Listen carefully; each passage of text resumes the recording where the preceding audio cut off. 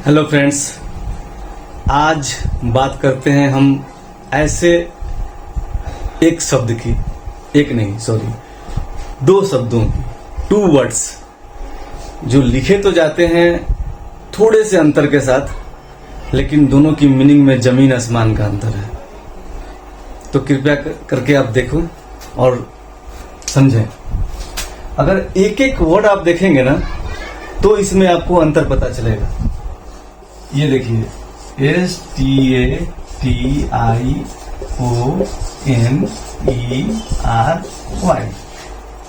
क्या पढ़ेंगे इसको?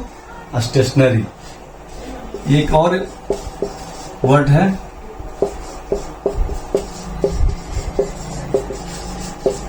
ये भी है स्टेशनरी। देख रहे हैं, दोनों में सिर्फ एक अक्षर का अंतर है।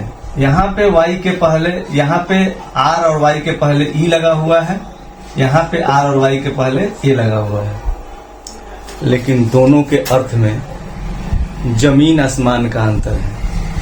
ये जो स्टेशनरी है, ये इसको हम नॉर्मली बोलते हैं लेखन सामग्री हिंदी में।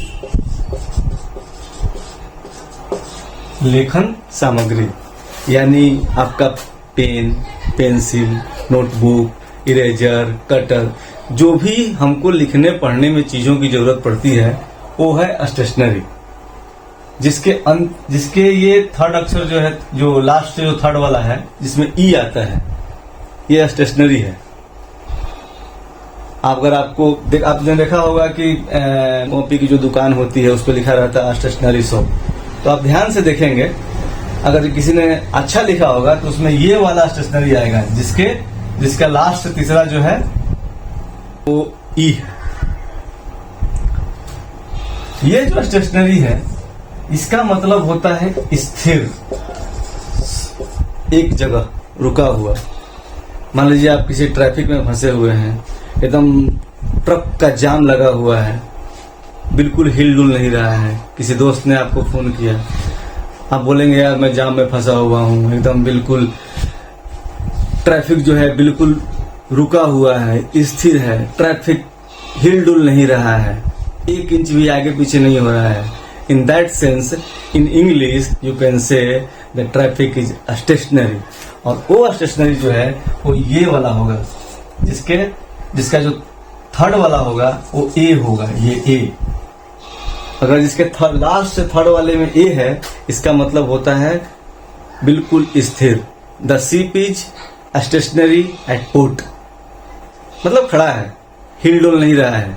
इसका सिंपल सा मतलब होता है दोस्त कि जिसमें कोई गति ना हो, जो एक जगह कांस्टेंट खड़ा हो, एक जगह हिलडुल नहीं रहा हो, जिसमें कोई गति ना हो, वहां जब स्टेशनरी का यूज करते हैं तो उसमें ये वाला स्टेशनरी का यूज करते हैं।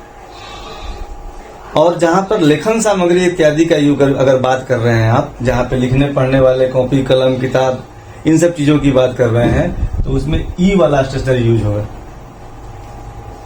तो कैसा लगा आपको? जानकारी है, कृपया करके कमेंट्स करें। ऐसे ऐसे वीडियो हम आपके लिए डालते रहेंगे। ग्रामर की भी आगे बात होगी और इंग्लिश के बारे में जो है सब कुछ आपको पढ़ाने की कोशिश करेंगे। तो चैनल को सब्सक्राइब कीजिए, नया है, आगे बढ़ाइए।